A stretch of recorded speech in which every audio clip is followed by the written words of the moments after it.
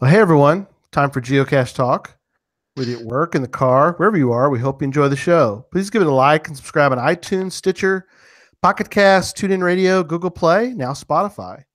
You can get all the weekly Geocache Talk goodness. Big thanks to the Travel Bugs for Music and our patrons, Demon Hunter 2, Aggie Jedi Master, Electric Water Boy. I saw him, he's in the chat room, by the way. Antaeus, Joshua, the geocaching vlogger, Nick at Cashley, One Kind Word, Butterfly Girl, Loon Trackers, the Aussie Geocacher. The Aussie Geocacher is in the U.S. right now, so be careful, everyone. Be very careful. Sodak Zach, the Deadliest Cachers, Terrell 2, Neil Moore, Team D&D, Geocaching Adam, Peachy 1276, the No Code Geocachers, Curiosity Girl, Tick Magnet, Marsipanic, Bricker John, Firesafe, FS Sabero, Geo Rick, Cache Addict Mel, Geocaching Janji, the Geocaching Junkie, Sir Drumalot, Janice, Tricassius, Tom Frey, Rugels, the Bruce Zero, EGK, PBR, Casamaya, Master Sergeant USMC, Little Gears, Albedo 0.39, It's Only Barney, Purple Turtles 3, ACDC Family, None of It Tidy, AFK Geocaching, Josh Boggs, and our new patrons, Carrot Killer and Korsgat. Korsgat, we have another Norwegian in our patron list, so we're really excited about our international. We were excited about all our patrons, but it's kind of fun to get another international patron. That's kind of fun. If you'd like to become a patron, head on over to patreon.com/geocache talk for more details. Patrons get path tags, coins, other geocaching swag during the year, as well as invites to special events only for patrons. We're also doing more audio and video for our patrons. So that was kind of Jesse's suggestion. I liked your suggestion, Jesse, that we're doing more content for our patrons. Yeah, trying to. We got a good little group here. We need to keep connecting. Yep. And support levels start at as little as $3 a month. Well, let me start by welcoming the aforementioned co-host, Jesse. Good afternoon. I almost said good evening again. I already typed that in the chat room. Our time is different today. Well, for some, it's evening. For our guest, it's evening. True. So we're going to jump right into show 99 as we welcome back to the show. And it is evening where he is. Hendl, welcome back to Geocache Talk. Hello, Gary. Hello, Jesse. Nice to be being back again. So glad to have you on. It's 10 p.m. your time right now, right, Hendl? Yes, 10 p.m. 10 p.m. So someone turned it to summertime unexpectedly. So I thought it was 9. 9, yeah. Planned for the show. Yeah, we get our time zones mixed up once in a while, but that's fine. So good evening, Hendl. We're glad to have you on. We're going to do some news, and then we're going to talk about your latest trip because it's fascinating. I'm just very excited to talk about the Zugspitze. Very good. Not bad. You'll do much better talking about the trip and me trying to botch up some German, which is not good. So, all right. A reminder, if you're watching the show and you're like, hey, where's this chat room thing that you mentioned once in a while? There's a link on the front page of our website on geocachetalk.com. Down below where you might have clicked to watch the show, there is an option you can click there and you can get into the chat room. And it's always lively, lots of comments, a lot of conversation, and you can always ask us a question. You can ask Hendl a question about his trip, and we're gonna be able to talk about that coming up. So, don't know if you guys have heard about this. I think you probably have, but apparently, geocaching.com, they're testing a new, we'll call it a reaction feature for logs. It's limited. I haven't seen it yet. I don't know if you guys have seen it, but you can, instead of just putting your log, I think you can put like a comment or a reaction, like this was a good, I don't know. Have you seen this, Jesse? I have not. I was trying to go look at that, and I pulled that one cache up and I didn't see anything. Is it only like online or? Yeah. I'm not. I don't think it's on your. I tried to look at it on my my app, but have you seen this at all, Hendl? Where you can put a It's not a comment. It's like in Facebook where you can say instead of like, you can put surprise, like a thumbs up or something. That or yeah, this is kind of different. It kind of it lets you like it has options like you can click on it. And you can put that it was a nice log write up, or it was a I don't know. Some of the people in the chat room probably may have seen it more than I have, but so you comment on somebody else's log. You kind of you can kind of comment like, oh, that was a good like that was informative, or so you can comment on or make a. You really can't comment, but you can sort of click on a reaction to that log. I So think this it's maybe saying in the app. Yeah. What were you saying, Hendl? I think it's saying great story and helpful or something like this. Yes. The first time I've seen it was from your sample you've sent me, but yeah, I think great stories are worth to get some kind of, well, is it a favorite? It's just a click that it is a great story, because a lot of cachers just say TF, TC and that's it. So I think they a good story really had to have some good feedback on these logs. But I hope that does not turn into some senseless statistical batch. Right. True. Well, and as long as they only have like great story and helpful and not like terrible or not helpful, there's no negative comments on there, then yeah. But we'll see. I haven't seen it yet, so I don't know if it's going to be just in their app or in the online version or where it's going to be. Or I doubt it would be in all the apps, right? Right, or Cachely. Yeah, I would think you could be able to do it on any of the APIs. CGO or something else. I don't know if you different ones, but yeah. Now I can't believe this in Germany, Hendl. They actually they'll put a bad log on. I can't believe they would do that. I mean, you guys are like we look up to you guys as far as Germany. Your geocaching. I mean, you guys are awesome over there. So I can't believe somebody would do a TFTC log over there. Of course, and then some just put a what it's called a positive sign and a 1 just for +1. Because it's just another statistic point. Oh wow! That's +1 is. I've never seen that. Really, you don't have this? We have TFTC, and I've actually even seen the dots. Dot. I get it. Yeah, ellipsis or whatever, but I've never seen +1. That's interesting.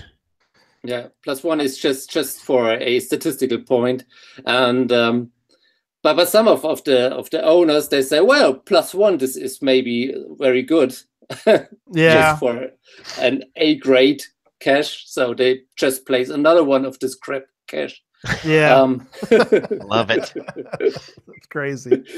But we have some geocachers who are very honest, very frank, and very direct loggers. So they put even not so friendly. Right. But even that becomes a popularity contest. I've actually overheard somebody asking somebody else why they didn't put a favorite point on their cache. Oh my God. At an event. I was like, oh my gosh. You can't force somebody to put a. Oh, yeah. That's for a whole other show right there. Yeah. All right. So geocaching.com. I can't. It's driving me crazy, Jesse, but I can't talk about this any more than I can say that there's an announcement tomorrow. I think that's as far as I can go on that. Oh, that's right. It is tomorrow, isn't it? Yeah. Geocaching.com has an announcement coming tomorrow, but I can't give you any details. I'm pretty sure it's that they're canceling the Giga. No. I'm going to guess that. Just for Jesse, so they can't go. So he can't go. That's when Jesse's daughter's graduation is. We're going to move it. Let's just move it a couple weeks. Cancel it. Yep. So, all right. So that's all. I may be wrong, but that's my guess. Tomorrow is just your time zone, or can we put my time zone and just talk for 2 hours? Right. And then I can talk. It's almost tomorrow there. Look at that. It'll be Monday. I was like, and if they ask me, I go, hey, It's Monday. You said I had to wait till Monday to talk about it, and it's Monday in Germany. So we're an international show. So, all right, enough of that. Sorry about that. Okay, so somebody sent me an email. There's a new GeoTrail. The Find Your Chesapeake GeoTrail will launch on June 9th, 2018. It's got over 60 caches. This is really cool. Maryland, Virginia, Pennsylvania, and Delaware. So June 9th is the launch date. They're going to have a trackable geocoin will be awarded to the first 300 geocachers who find 20 caches on the trail, at least 20. And of course, it's while supplies last. So that's cool. Another GeoTrail. Now, is this a Geo Tour or a Geo Trail? I think it's just a GeoTrail. It's not official. Got a coin. It's effectively a Geo Tour for us, right? Exactly. I don't care if it's official at geocaching.com. It sounds official to me. Sounds good to me. Coin at the end of the caching. Yep. Find at least 20. But if you want, there's like over 60 in this little trail they did. So kind of cool. You know, I encourage, well, it's kind of like West Virginia Tim. They've got trails that you can do and get coins. Right. So I know over there, Hendl, you've got some GeoTours. Do you have anybody who does what we mean by GeoTrail is it's a series of caches that you can do. And when you do it, whoever the sponsor is, they'll usually give you something at the end if you've completed it. And so it's not a true Geo Tour, because that really is referring to geocache.com sponsored, but we have a few different ones over here that you can do. They call it a Geo Trail to kind of distinguish it to so that it's not to be confused with a Geo Tour. So no, I don't. I haven't heard of any of them. Okay, so I think there's no Geo Tour in Bavaria. So no. Neat idea. Hopefully somebody might do one sometime. That'd be kind of cool. Yeah. All right. And Jesse, we've got a webcam and virtual update. Yeah, it looks like on the webcams we're about staying the same. 114 in the US, 277 in the world. But it looks like we lost a couple of the disabled ones, so it looks like they're not coming back. Oh, no. We didn't lose any more of our active ones, so for right now, still 114 in the US, 277 worldwide. We are making some progress on the virtual rewards, though. It looks like we gained about 32 of them this week. Oh, cool. So we're at 1486. Now, that's not 4,000 still, but we're getting a lot closer. If we continue gaining at this rate, it'll really start snowballing before the summer's over and August comes and the deadline. But 1486, that's still pretty good. We're getting close there, almost 1,500. Yep. We're tracking Hendl. We're tracking the virtual rewards they gave out last year. They gave out 4,000 for people to place. I don't know if you found any of the brand new virtuals. Yeah, I found 3 or 4, I think.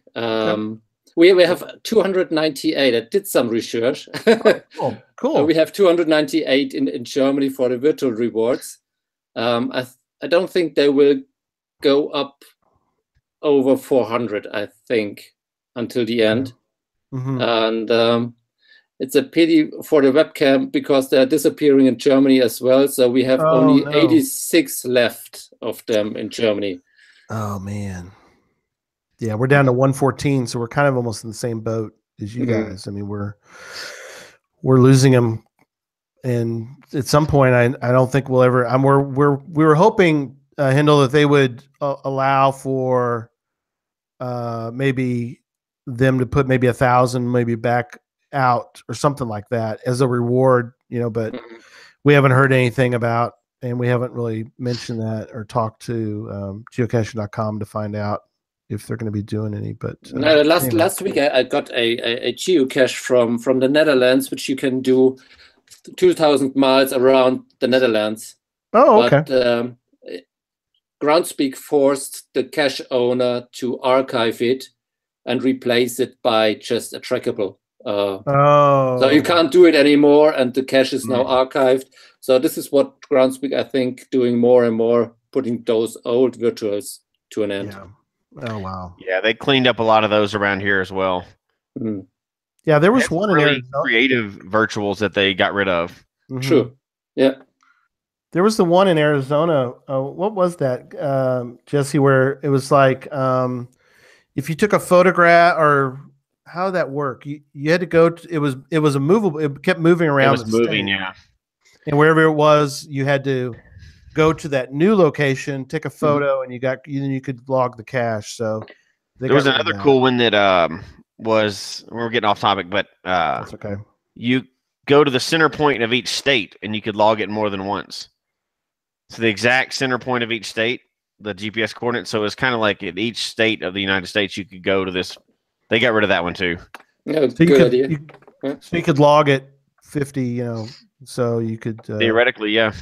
Theoretically, so very cool. We had once a recreational vehicle, also from the Netherlands, cruising around all the events, and you could log it on the events.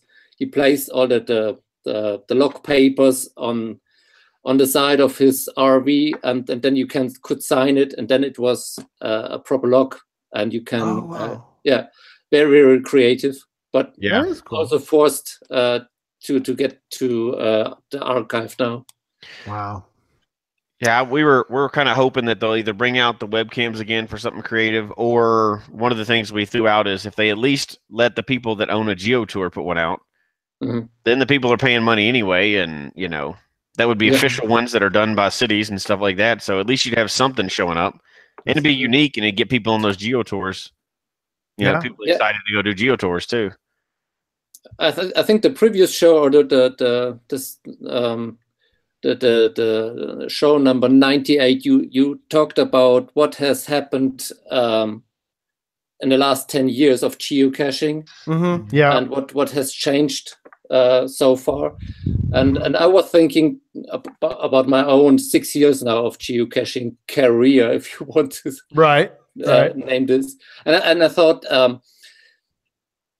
I don't think that it has changed so much, and I don't want to have this change so much. I am really enjoying this game as it is right now. I don't know if I need things like different kind of souvenirs or great story, helpful buttons. But I really like to have those creative caches, like the webcams or the virtuals from the past. You're right. It's a pity that they. Yeah, we agree completely, Hendl. I mean, that's we don't need. I completely agree. We don't. I'm completely in agreement with you. We don't need, in my opinion, like Jesse's mentioned also, we like the way it is. We'd like him to add a little bit, but we don't need him to go crazy and add a bunch of stuff that it kind of just detracts from. Yep. All right. So another note is Joshua, the geocaching vlogger, he's going to Germany this summer. He's got 2 meet and greets that he has set up. One is in, that's why we have Tom Hendl here. Hendl, what is the name of that town? Niedersachsen. Yeah. Oldenburg. Okay. And then his other one is, I can pronounce that one, Lower Saxony. Yeah, Lower Saxony is just the translation of Niedersachsen. Okay. Yeah, but it's the same region. Okay. Yeah. So that's not where it's not in Munich, right? It's different. No. That's 450 miles away from Munich. Oh, wow. So it would be a 7-hour drive. Wow. So those 2, where he's going, what part of the country is that? In the northern part of the country or southern? Yes, right up in the north of the country.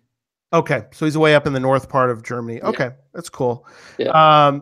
Well, very good. So we put it in the show notes, and I'm redoing the show notes, by the way, on the website. So stay tuned. I think I've got a solution to make it easier for people to use the notes. I'm going to be putting links so you can open it up and you can see all of our show notes in a better way. So stay tuned for that. I'm working on it.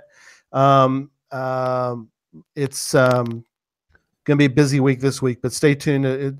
As time goes on, it's going to be really much better to look at the show notes. But they're in the show notes, and I'll have at least this week's show notes up after this after the show. But another quick note to wrap up our news.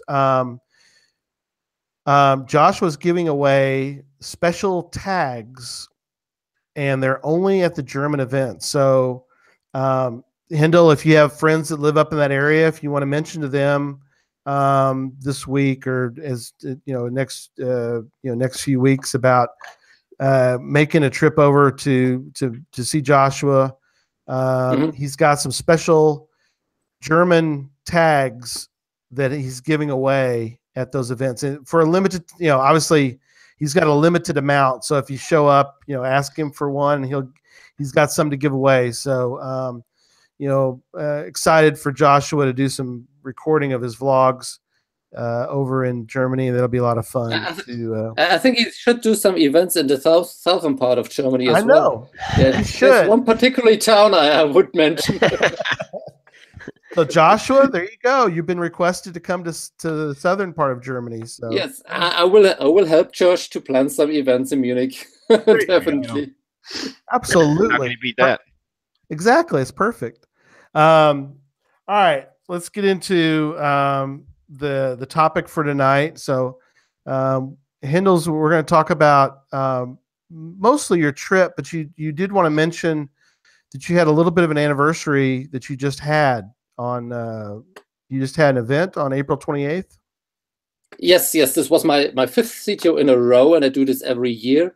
Oh, cool. And the special on the C2 is that it's very, very fast booked out. So I think the record was within 45 minutes. I gathered 50 geocaches and another 30 on the waiting list. The reason why we have only 50 participants to join in is that our local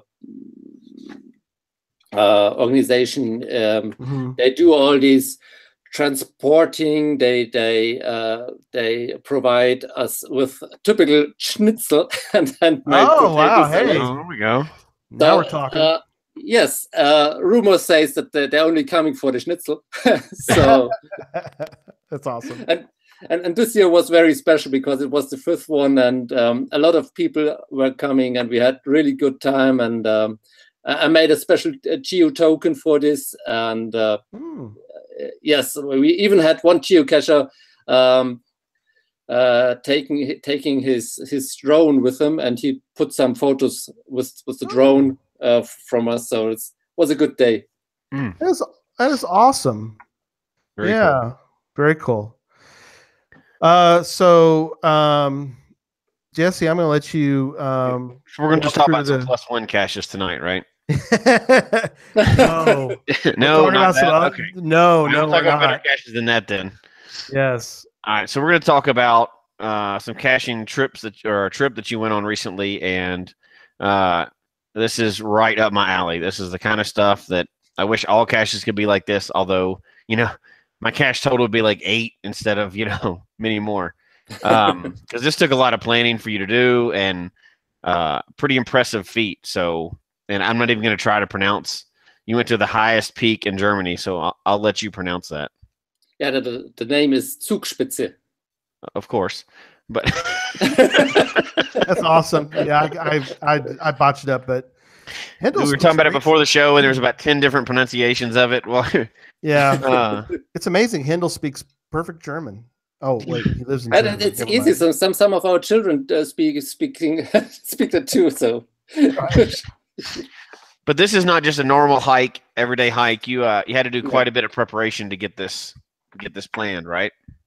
Yes. The plan established, I think, 1 or 2 years before that we do the special trip, because on that there is a fixed rope installed right up to the Zugspitze.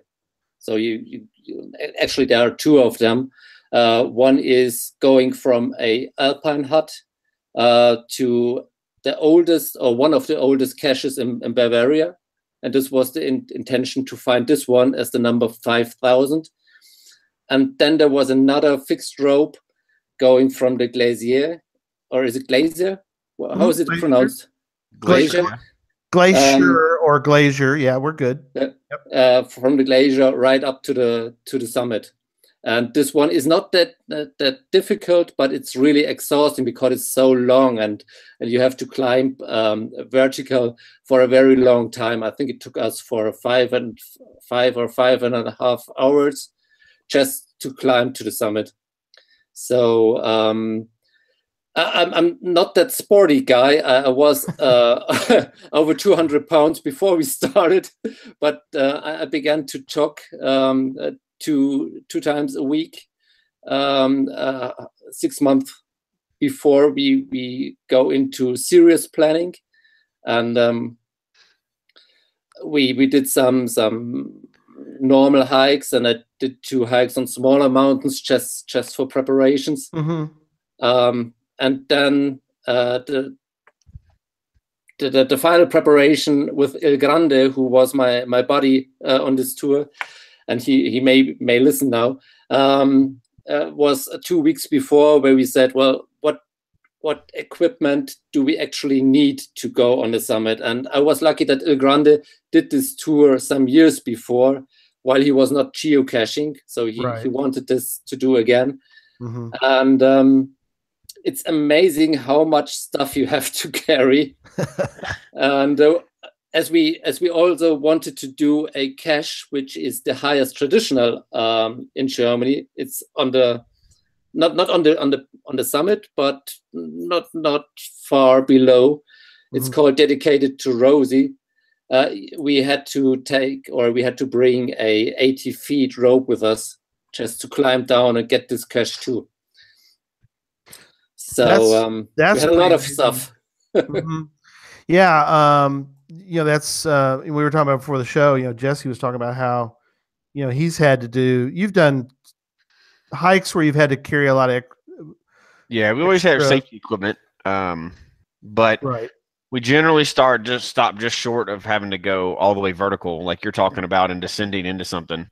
We try to do as much scrambling as we can, and bouldering. Kind of with us, it was you and one other guy, right? Correct. Buddy? Yeah. Yep. We generally go 4 or 5 people, and we'll, whoever you carry extra rope person is comfortable, which a lot of times is me and my group. Right. We'll go to that level, try to stay safe, bring the rope up and stuff like that, but try to stop just short of that. Yeah, I have to say, this is not a lonely road to go. I think on this Alpine hut where we stayed, there were around 120 people staying for the night. So it was totally booked out. And I think around 60 or 70 of them wanted to go up to the summit the next day. So even if there is some serious problem while you are on the way up, there are always people around who could help you out. That's important. Yeah, that is good. So that's that. What do you call it? The Alpine hut. That's where you stayed that first night. Yes. And that's night 1. And then I know we're going to come up with some of this in the video too, but night 1, and then you headed out that next morning and started your big ascent at that point, right? Correct. Yes. We started around 4:30, I think, and then we climbed up to the summit, and then we went all the way down. There would be one of these. What do you call these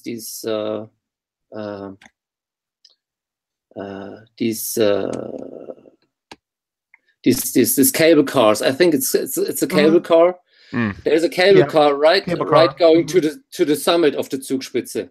Oh, okay. And I wanted to convince Il Grande that we could use the cable car to go down, but he said, no. If you are going to hike up, you have to go down too. Oh, that's I'd have been very tempted. Yes, just ride back down. I go, hey, I climbed the top of this thing. I'm ready. I need like you said. Yeah. So you guys had to go back down. I tell you one thing, it is so completely satisfying if you made it down without cable car. You have sore feet for sure, but it's very satisfying. So that's awesome. We're at the Alpine Hut, what elevation are you starting at there the night that you stayed that night? Yeah, the Alpine Hut is around 4,500 feet. So we started at around 2,580 feet in a small village called Hammersbach. And we hiked through the Hull Valley Gorge to this Alpine Hut at 4,500 feet. And then we had to go another 5,000 feet. So the summit is at 9,718 feet to be precise. Mm-hmm. Yeah, that's a lot of elevation gain. At one time, and I mean it's probably telling about how the trip's going to go if you start in Hell Valley. I mean that's not like like Dandelion Fields or something. No, you start. The start of it is Hell Valley. So hiking the Hell Valley, that's awesome. Yeah, that's exactly right. It's. Actually, it sounds more dangerous if you translate it in English. It's in German. It's just Höllentalklamm. Höllentalklamm. So it's. It does sound kind of ominous. Sounds more dangerous. Right. Doesn't sound as ominous. Yeah. All right. Let's get into the video and we can kind of talk through. The three of us can kind of talk through the video. So let me put the video on for all of us to. As you're loading up that, we'll have to tell the audio listeners later that this is one of the ones where they definitely want to go back and check out the podcast on YouTube because of all the videos we're about to show. Yeah, absolutely. We'll talk through it for our audio listeners. But if you get a chance, definitely go back at this point in the show and kind of watch the videos that we're going to watch and talk through. So, all right. So here we go. We're going to do day one and we're going to talk through the different parts of this. And so Hendl will let you narrate and we'll just sort of ask you some questions as we go. But here we go. Okay. That's your friend there. Yes, this is also Thomas. His nick is Il Grande, and this is the drive to Hammersbach. It's only a 1 hour's drive from the place where we live, so we live pretty close to the Alps. And this there is showing it. You're headed up above the clouds. There, you can't even see the top. Can't even see the top. It's above the clouds. And I liked your Google Earth. I really did. Hendl's got some Google Earth maps that you did as you went along, and so. Go ahead. What are y'all doing here? We had some shelter for the rain, and this was where one of the caches on the way were hided. A very nice one. It. That was some great. Look at that! Video. Look at that. It's gorgeous. That just begs for a cache up there somewhere. There's one right there. There you go. I love how. Oh, there you go. Now, where are you here? What is this? Now, this is the entrance to the Hell Valley, where you have to pay some entrance to go through, and it's It's gorgeous. Yeah. I'm amazed at and they've got some. Got some nice trails through there. Yeah, originally they had some iron mining in this Hell Valley, so they put all these tunnels in, and it later become a touristic spot, and it's very fantastic throughout the year. If you go there in the winter time, you will have or you see a lot of these ice pinnacles going down, and everything is frozen, and it's really nice to be there. Right now, the water's flowing, which is gorgeous. To see the rivers or whatever the spring coming off the mountain. You got some waterfalls we're going to see here in a minute too as well. There we go. That's such a great shot right there, Hendl. That's got a little bit wet, I'm sure, going through those tunnels. Yeah, and it was raining all the time. And rain at the same time, but Water coming off the side of that mountain. That's just gorgeous. So probably a lot of people will come this far. They might not go all the way up the mountain, but people probably come at least this far that aren't going up the top. Is that correct? Well, this trip to the Alpenheit is done also by some crazy, I would say, Japanese tourists that they come with completely non-mountain gear, I would say. Right, they're not ready with sandals or with high heels even. So nice. Now we're getting into some serious. It's starting to get a little. You're starting to ascend a little bit here. Yes. Oh, look, you had to go around to get to that one. That's there was one cache we wanted to make. So you have to leave the official trail, and do some hike on the other side of this little river. Right. You had to backtrack a little bit. This is what I'm telling, that we have to go around 50 meters high. Oh, that way. That way. You're going up. Yeah. Cool. Yep. Oh, look at that. That's amazing. The water flowing. It's a gorgeous area to hike through is amazing. But yeah, I see on your Google Earth there, you had to kind of make a little trip over, and you found it. Hopefully, did you have any caches along your trip where you didn't? Well, there you are, finding that one. There it is. Yay! Yeah, yay! Behind a rock. We found them all. Oh, good. That's awesome. Which was good, because we planned to find number 1500 and number 5000. So that's right. Missing one would be a disaster. Oh no, that would have been a bummer. Oh, you were really needing all these, because like you said, you wanted to find 5,000 for you and 1,500 for Il Grande at the right spot. Yeah. Now, with all the preparation you did for this, so you started talking about a year ago, and 6 months in, you're really doing stuff, and a few months out, even you were doing a lot. Were you watching these caches to see if they've been found recently, or you talked to the owner to make sure they were going to be there ahead of time, or you just hope that they were there? No, I was constantly watching this number 5000. So this as it is one of the oldest one, it's always that it's not missing, but sometimes the box gets disappeared, or just wanders from one location to the other, but then it gets replaced again. So all right, so we're starting into day two. Yeah, starting day 2.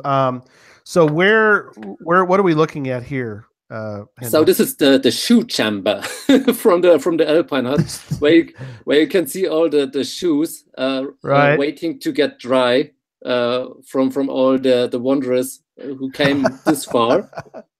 So you hang this is a place to hang up your boots, your wet gear. Yes, right. This is only for the shoes, and there's another room for your wet clothes. Oh, that's awesome. That's a great idea. You have that though. That's a great idea. Yeah, you can imagine the smell. Oh, I bet. Oh yeah. Oh, smells great, I'm sure. But there's quite a few. There's your buddy. Look at all those. Yeah. All right. So cool. So then you start out, and it's dark. I see you on the left side, but we can barely see you. Yeah, this is the headland.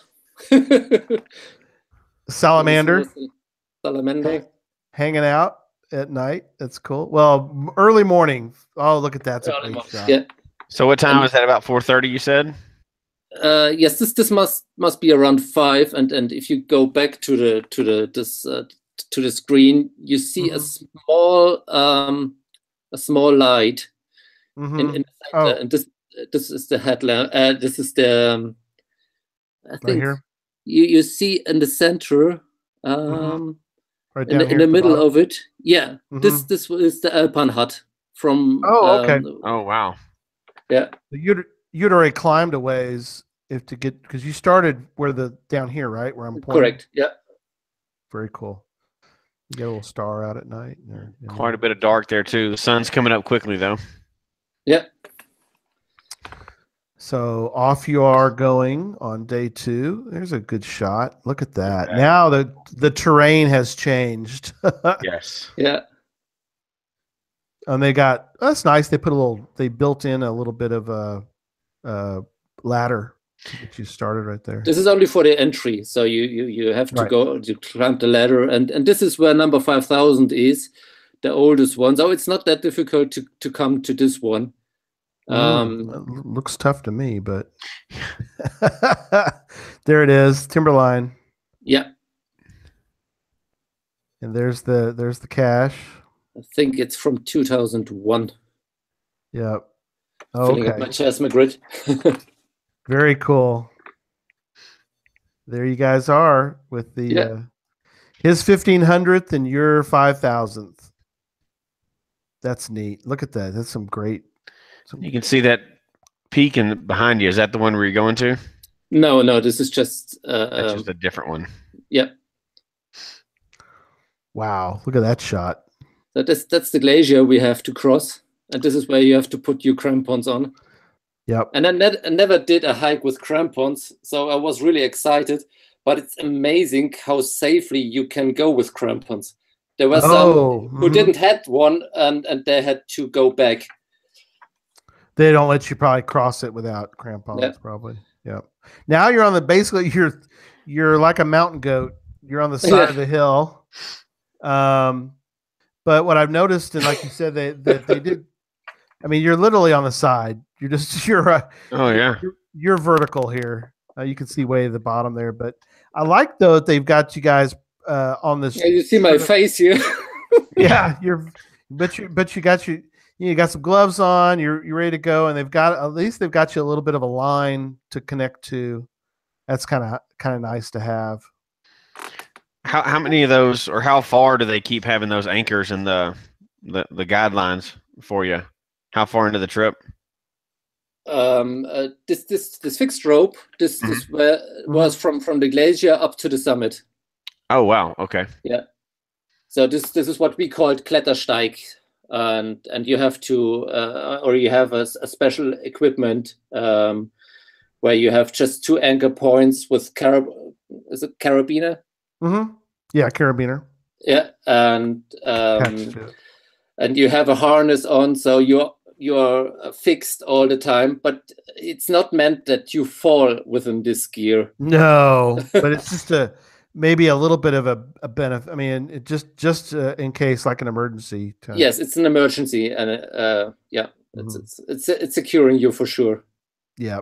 And then you can see the difference between where you were and the guy below you, right there. Yeah, he's a little bit very steep. He's going to come up. Yeah. Very steep. There's a good shot back toward the bottom of the glacier. There you guys are. Woohoo. Oh, very, very calm. Eating lunch. Eating lunch. Yep. On the side of the hill. How much food did you bring up?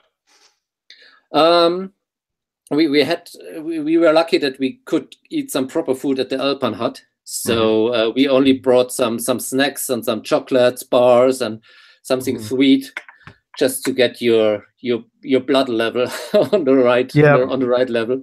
And you had to bring a lot of water with you. So I had, I think, 3 liters in my backpack. Wow! And that was for how many hours? 4.5, 5 hours, something like that. Because we could refill it on the top of the mountain. Right. Oh, that's nice.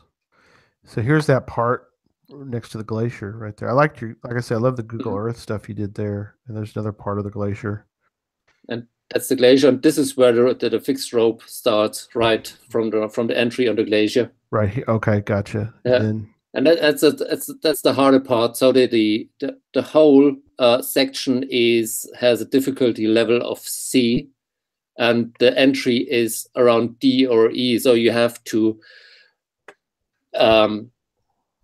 pack the rope or clinch onto the rope and put your feet against the wall, and then you had to climb up about 6 or 7 meters before it got a little bit easier. Okay. So the entry is the hardest part. Those levels, Jesse, do we in the US, do we use those kind of levels? The classifications are different. Oh, we do. We have different classifications. They have a different system. Mm-hmm. I'm not sure what a C and D and what that would equal. What they translate for us. Okay. Right. Okay. Very cool though. All right. So continuing on, and look, there's a cache. I like how you put the caches in the Google Earth so you could see. There's one in Hell on Earth is what it is. Yeah, this one is really the only cache you can only do if you do this fixed rope line, and it's directly attached to the rope, as you can see. You see it there. It's a little bison. Well, little. It's like a fat bison tube attached to. Yeah. That's cool though. It's a good idea. I mean, that's no way to miss that one. No. Well, but it was interesting because it's still there. Because I mean, in the U.S., so many yahoos would probably take that thing. And it'd be gone. It'd be gone. So I'm glad to see that in Germany they're going to leave it there. Of course, I don't know, something that high up. I don't know if somebody would maybe muggle. I don't think so. The only one who does this are doing this to are serious mountaineers or geocaches. Yeah. That's true. That's cool though. It's right there. That's awesome. Yeah, it's right there. So yeah, you're pointing to it. There is the cache right there. And there's your buddy. So boy, that's talk about a view. Check that view out. So I don't know why mine's clocking a little bit. Fast forward a little bit. All right, there we go. So look at I mean, still great views. I mean, now you're up. Now you're up a little bit. And if you can stop right there. Yeah. Yeah, you can see this lake. Right. And there's a little village on this lake. Right on the right side, this one. And where are you pointing? This is the place we had to go down. So it is really far away. Oh, wow. Oh, so you didn't go back to the Alpine hut that you started at. You went to another location. Correct. We did another fixed rope downwards, and we even crossed Austria to go there. Oh, wow. Yeah, because you're right there on. Correct. It's right on the border to Austria, and you have to go over the border to Austria and back again to Germany. Okay. Some international caching. It's like the Sound of Music tour, where they cross for the because they cross the Alps in the movie, and so there's some tough. So that's cool though, yeah. So you end up at there, but you're way up at this point. I mean, there's some other climbers. So, but just I mean, look at the gorgeous views right here. Look at that. So I mean, I'd be all right. I'd be like. Oh, and you're like, no, we got to keep going, Gary. Can't just stop here. So, but I'm sure y'all took some time to take some photos. And at this point, you were just so exhausted, you had to have your break. So you have to, exactly. Yeah, there you are. Oh my gosh, yes. Oh, right. Oh, there you go. So you got to the top, and Jesse's favorite right here, Earth Cache. Earth Cache. The highest one in Germany. Highest one in Germany. I mean, I know you're not a huge fan, but you would do that one, right, Jesse? Oh, absolutely. Right. That's the kind of Earth Cache that I like, Right. And I've done a few here that are, like Pikes Peak and some other ones that are higher up, and I love those type of Earth Caches where you really have to struggle to get up there, and it's just the ones where you ride up in the parking lot like the old Drive ones by. and you read a sign. That's not anything for me. Right. This is a +1 right here. This is a great one. But Gary, if you look at this picture, you see right behind this flag there is a weather station, and this is where the cable car is going to. So even Gary can do this. He has only to drive with the cable car. So I could ride the cable car up. Correct. Do the Earth Cache, ride the cable car back, and then claim that I made some great find. I wouldn't do that, but I would probably do that. I would do the I do the cable car. I wouldn't claim it was a great but I would just enjoy the view for sure. But and you can imagine if after 5 hours of climbing and you reach the summit, and suddenly you look into all the tourists standing on this weather station 30 meters away, so about 80 feet away, and they're doing all these pictures of you. You feel like an alien, right? And they're sitting there going, "Why is this idiot out there climbing on this mountain? You can just ride the cable car up." Why is he looks like he's worn out. What is his problem? I mean, why does he look like he's out of breath? It's like, you try climbing this thing. Yeah, but guys, you feel like Bruce Willis in Armageddon walking through all those tourists on this weather station. Right. Oh, exactly. That's awesome. But yeah, that's there you are at the top. Yeah. Yeah. So you can tell who actually made the climb and who just sort of stepped off the cable car. Yes. And I think you see now the people on the weather station. Wow. Yeah, you can see it. Yeah. Look at that view. Yeah, if you're an audio listener, you got to take a moment and go check this out. Yeah, it's worth definitely this time checking out the video. Well, I know what I'm doing if I go to Germany. Yeah. Zugspitze. And that's the weather station. And the weather station. And the weather station. Look at that. That is incredible. So then you got to go back down. I like how your friend talked into this. Like, no, we're gonna go down. We're not going to. We're gonna hike down. It's like, oh yeah, he forced me to. Forced it. Well, at least you are going down. I know it's still hard. It's still rough on the body to try to do that, but it's not easy climbing down. It can take a lot of. There's the cache. That's the highest traditional cache in Germany. Correct. Yeah. Yep. Dedicated to Rosie. That's cool. How many people do you think when you got to that one? And I haven't looked yet, but how many people do you think have signed the log for that? Has it been quite a few people? You think? Dedicated to Roses, I think is still under 100, but I'm not sure about this. Mm-hmm. But even if you take the cable car, you have to bring some rope and gear with you to do this.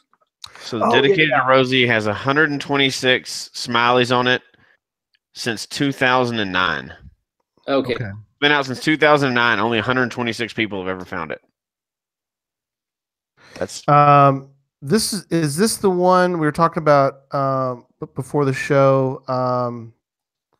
Hendl, where to really do that, you have to have somebody who belays. I mean, you have to. That's where you had to use the extra rope.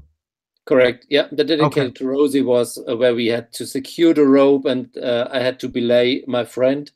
Yeah, he was climbing down and finding the cache. Correct. Okay. Very cool. Yeah. You said it was how far down? About 30 feet or? Yeah, I think it's about that. Yeah, it's about 10 meters. Must be about 30 feet. Okay. It's not that far away, but it's dangerous if you're not on the rope. Yeah, you earned that one. That's a true 5 terrain. The very rare true 5 terrain. Yeah, because you can see where he's pointing. So there's some people up at that point, but to get to it, like you said, you've got to have somebody to help. To have people, you got to have a helper. Yeah. So that's cool. So where the arrows is around the cache hidden. Okay, so you have to go there. Cool. So then you headed just like straight down, but wow. Oh, there's a stop though. Yeah. This is where we had some lunch, and this is the way up down to the hut. Okay, cool. Okay, yeah. So I was going to show it real quick again. So there's a hut where you can stop and get some food, some water. So there you are. Oh, wow. Yep, headed down. And now you're below the cloud cover. Oh, there you go. There's where the hut is down that way. Okay. And this is where we have to go through. Called the Stopselzieher. Say it again, Gary. No, I'm not going to attempt that. I don't want to mess up any more German. That's not nice. So there you are. taking a break. I'm sorry. Yeah. Your English is 1,000 more times, probably more than that, times better than my German. So you're okay. We're glad. Okay, cool. Oh, okay. So that's this where is they're the cable car. Yep. Yeah. You can watch them. You can watch the tourists coming up and down. And this is where we have to go, the Eibsee. Right. Okay, now you're down kind of back into the timber, back into the down in the tree line.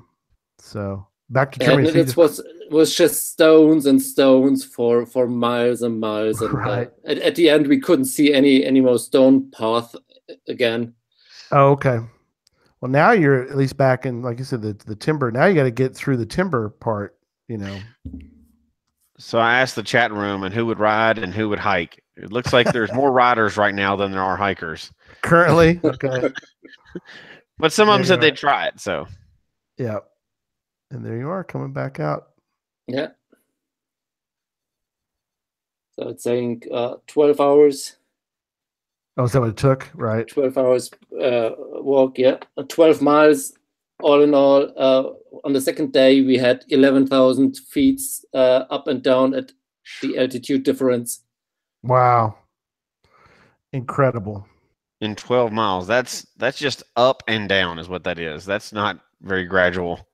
No. 12 miles, 11,200 feet. That's a lot of elevation gain and loss. Yep. I'll stop sharing my screen so we can talk again about. Very cool. So what did you think when you got to the very bottom? Was it worth all the planning and training and everything else? Well, my mind was saying this was one of the best days I ever had. my feet told me something different. Right. You can't think about your feet at first. Yeah, you have to wait a little bit. But yeah, but my mind is still saying that was one of the greatest days, and my feet just forgot it already. So right. So I would do it again. I would do it again, and I'm actually planning something for maybe this year if it's happening. There is an old lost place on the Matterhorn, which is in Switzerland, and it's about 13,000 feet. And it's an old cable car station, which was never finished. So you can actually go there, find the cache, stay for the night in this old place, and go back down again. So I would do this. I would love to do this very much, but it's also takes a lot of preparation. But we have already a weekend for it, so. Oh, you already. Oh, so yeah. You've got something. You got it on the schedule, so you're kind of committed. Correct. So you got to get ready for it. So I'll send you some pictures if we have really done it. Right. Wow. If you definitely let us know. Once you get down, the day after you get down from a big trip like that, as soon as your feet heal, you have to start planning the next one. That's how it works. Yeah. You have to have something to look forward to. Oh yeah, make a new plan. Yeah, get another plan in place. But I was going to mention between videos, but to our sponsor, we always mention one of our sponsors on the show, and this week's sponsor is Cachely. Cachely, the foremost geocaching app. I know Jesse and I are big Cachely users. So I'm looking forward to using Cachely next week when I'm in Susan and I are on our way to Cincinnati, and we're just grateful that Cachely is there as a sponsor for the show. Now, Hendl, this was definitely where you'd use a GPS when you're out there instead of your phone, right? Did you have your phone with you as well? I had my phone for accidental reasons, but the GPS was the only one who was really working correct. Yeah. Well, Jesse, you do it, but you just offline list it all so that you don't have to worry about it. I do, but when we go on a trip like this, at least, so if we go 4 or 5 people, at least, well, probably 3 of us have GPS and everything's loaded into GPS. Everybody has their phone. but a couple people have everything loaded into offline lists on their phone as well, and usually a couple different types.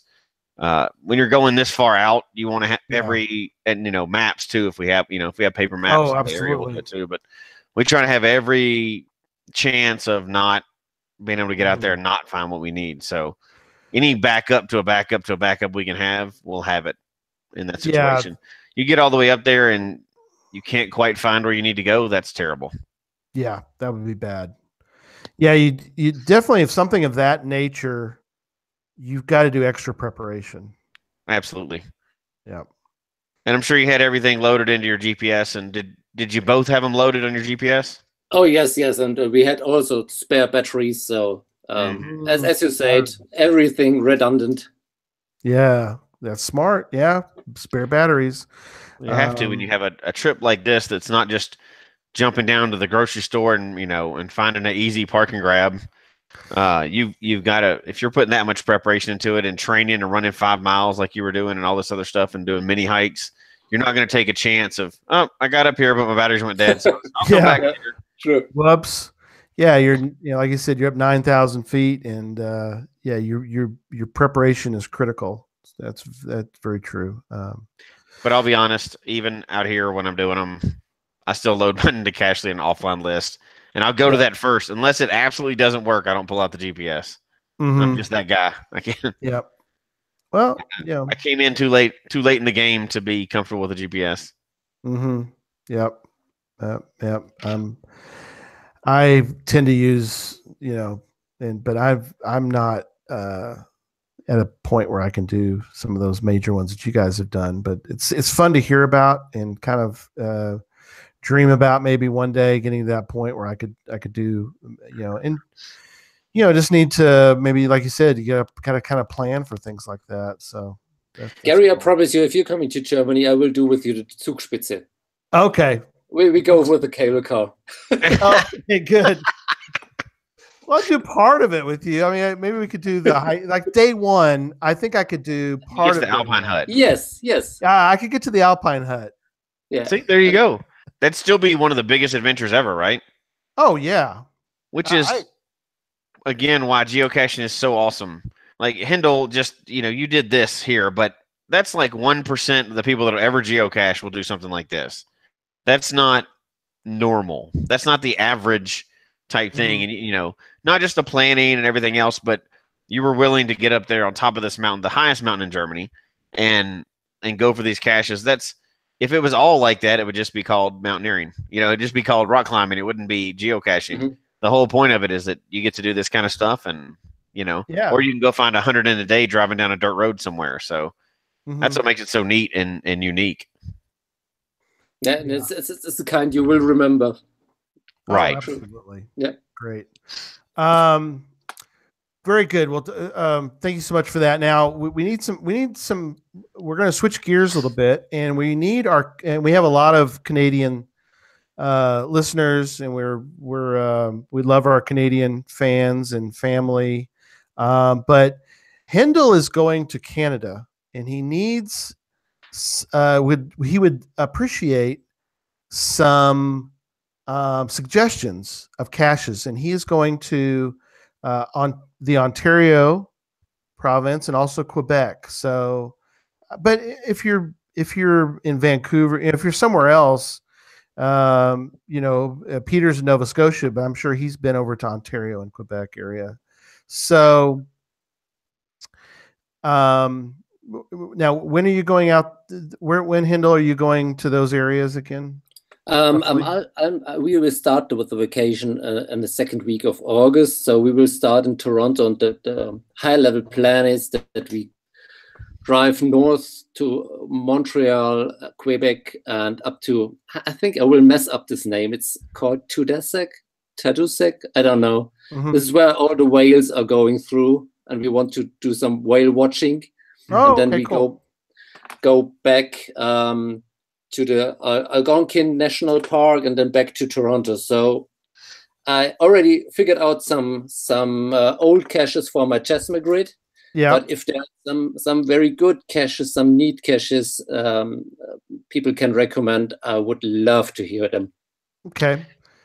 I know that it doesn't look like there's any Canadians in the chat room tonight, which different time, so that may have messed people up. But if they were there, I'll say it for them. You got to go to Tim Hortons, right? Is that the love donuts. Tim Hortons? That's their donut shop. Got to go. Okay. Yeah, got to get you some donuts from Tim Hortons. Yeah, Timbit. Okay. Is Jay always mentions. But yeah, if you have suggestions for caches for Hendl to find, send them to geocachetalk@gmail.com, and I will send those on to Thomas. So definitely send us some suggestions of caches based on what he mentioned a second ago, and let's help him out. Let's get him some additional, because you can't always. There's once in a while there are caches that may not show up on a standard list, may not have as many favorite points. Correct. Mm-hmm. Yeah, you know, Jess and I have both found caches that they're awesome, but they don't have necessarily the favorite points yet. Jess and I found together. We found one near Denton. It's a our favorite English box as a telephone, but it's pretty new, and so it's gaining favorite points, but it hasn't.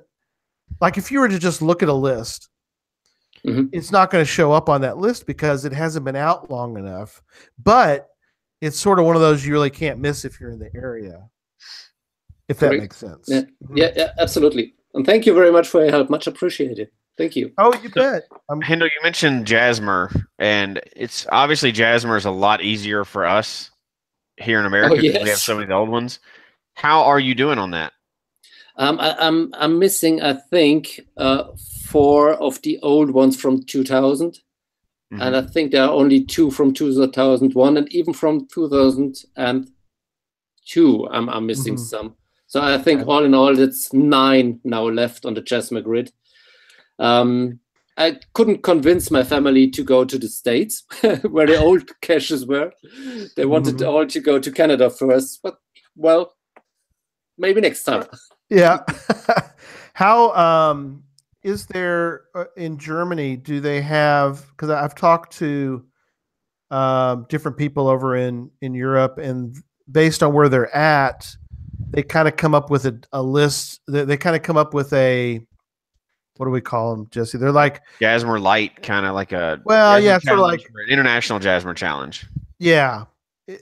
Is there, if you wanted to, or let's see how to put this, is there a way to complete?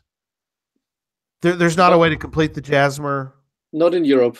Not in Europe. You have to go to the States or to, I think, New Zealand. There's also one of the oldest ones. Okay, but you've come pretty close though. If you're that, I mean, you could get pretty close. Yes, I think. Yeah. Well, we have to travel for some countries, but we can come close. Right.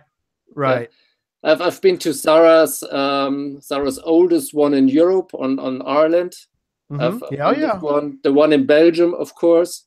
I had the last DNF for the oldest one in Germany before it got archived. Oh, wow. So I only got some DNF on it, and this doesn't count for Jasmer.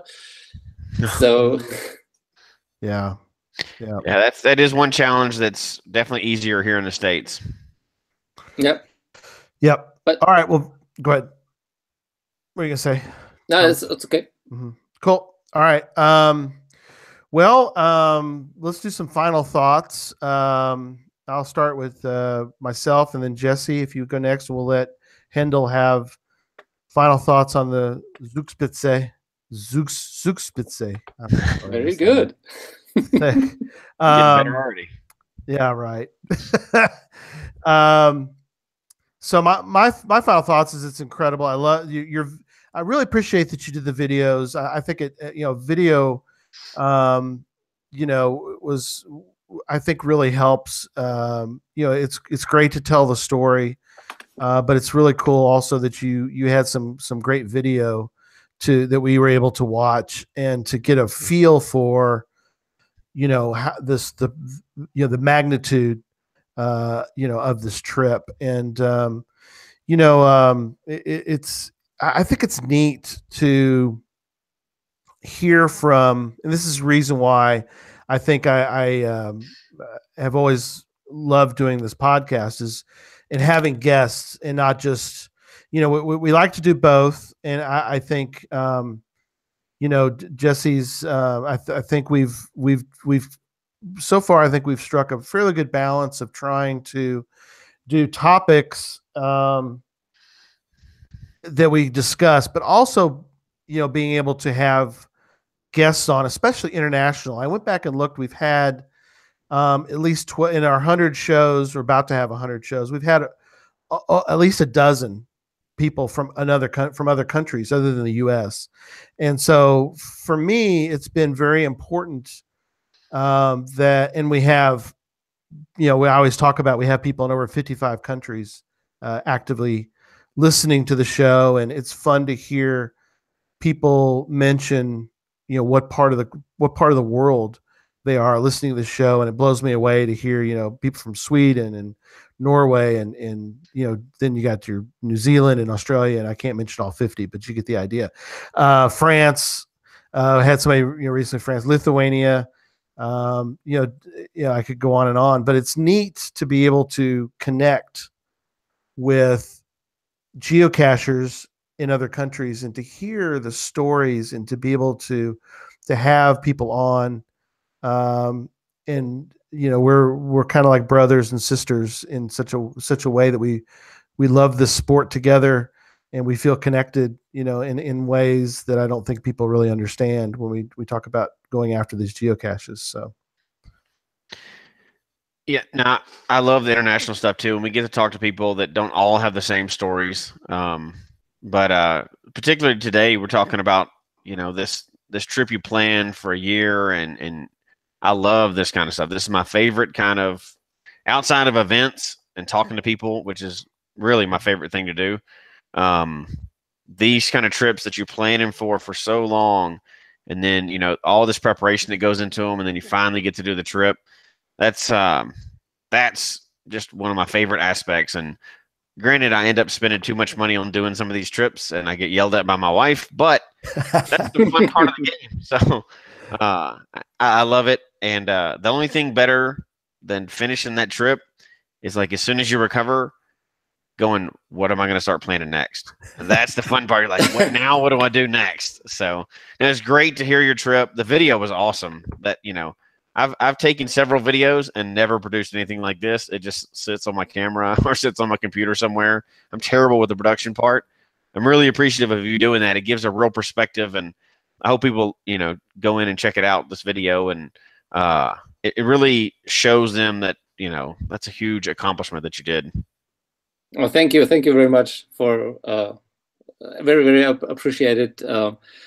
I really like this podcast you have built up now over the month, or how many years are you doing this now? We're right at 2 years. 2 years already. Yeah, and amazing. You have published 2 books now and working on a third one, I think. Yeah, so you built up something very special. I know what you have done before. You told me. Yeah, working on a third. So I'm pretty excited about that. I didn't get it in time for Gigastock, but I wanted to make sure it was quality, and I actually had to switch gears a little bit for the book. I've got a better. I've had some suggestions, and I think it's going to be a better finish to it. But yeah, we're show 100 is next week, so we're really excited for that. But fantastic. I'm glad to have. What I wanted to say is that the international aspect of geocaching is just a nice idea to go somewhere and meet people who have the same the same fun in your sport, and you always can talk and discuss with them about the things you love. But your podcast is really something special, as you're some kind of a center for all these international geocaches, and everybody can follow you. So I'm not listening to every podcast you have done, but once in a while, and it's always great. I especially love the Geocaching Monkey or something. Yeah, that was last week. Monkey Tiger, something like this. Geo Monkey Tiger, that's right. Geo Monkey Tiger. I love that one. And I'm really looking for the next shows. Oh, well, thank you, Hendl. Again, just thank you so much for being on, and we'll have you on again sometime in the future. And we'd love to. Yeah, we love hearing from all of our international fans, and we'll keep doing that. We're going to, Jesse and I are going to keep, giving you quality podcasts, and also we are committed to doing as many international shows as we can, because we love, Jesse and I love hearing about different parts of the world, and we're going to try to, we'll try to expand it. We'll try to get some more different countries, and if you're in a different country, you're interested in being on, contact us. We might try to work something out with you. So, all right. Well, coming up on the show, as I mentioned, we do have show 100, Jesse, next week. Already. Show 100. It's exciting. So, it's going to be interesting. It's going to be a little different. We're going to approach it a little bit differently. We're going to kind of reminisce, and Jess and I are going to kind of go through and talk about we're going to take a look back, and we're going to look forward and talk about where Geocache Talk is going. And we're very excited about the future. We've got a lot of things planned, and so we might kind of give a glimpse of that. And then in 2 weeks is sort of our anniversary show. Next week's show 100. So show 101, kind of different. Daryl W4, who's been on for the very first show, and then he did a 1-year anniversary show with us. He's going to do our 2-year anniversary show again.